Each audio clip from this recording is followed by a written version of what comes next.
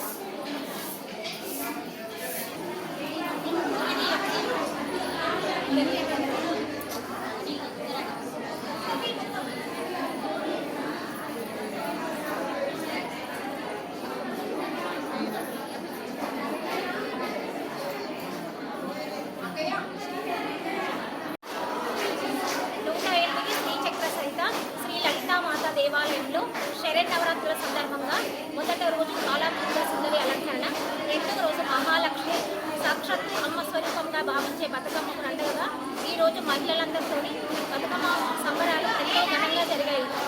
నిజంగా వచ్చిన వారందరికీ అమ్మవారి ఆశీస్సులు సదా ఉండాలని మనస్ఫూర్తిగా కోరుకుంటూ ఓం శ్రీ మాత్రే నమః.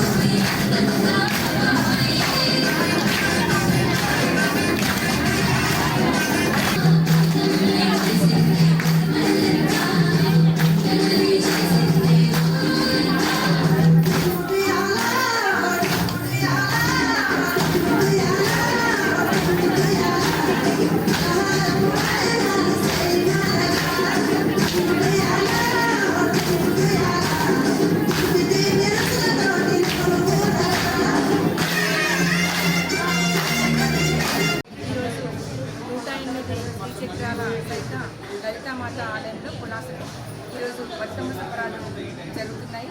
మరి ఈ కార్యక్రమంలో లలితామాత ఆశీస్సులతో దాదాపు కుంకుమ పూజలు, బతుకమ్మ పండుగ సంబరాలు ఇక్కడ జరుపుకుంటున్నాము. 300 మంది మహిళలు ఇక్కడ పాల్గొనడం జరిగింది. అందులో గాను 75 మంది దాదాపుగా బతుకమ్మలు పేర్చుకొని అందంగా అలంకరణ పేర్చుకొని రావడం జరిగింది. మరి బతుకమ్మ సంబరాలు అందరం చేసుకుంటాము, కానీ అదే మన లలితామాత అదే అవతారం దుర్గామాత అవతారం ఆలయంలో జరుపుకోవడం అనేది నిజంగా చాలా ఆనందదాయకం. ఈ బతుకమ్మ పండుగ ఎలా వచ్చింది అని అనుకుంటే మనము దుర్గాదేవి మహిషాసురుణ్ణి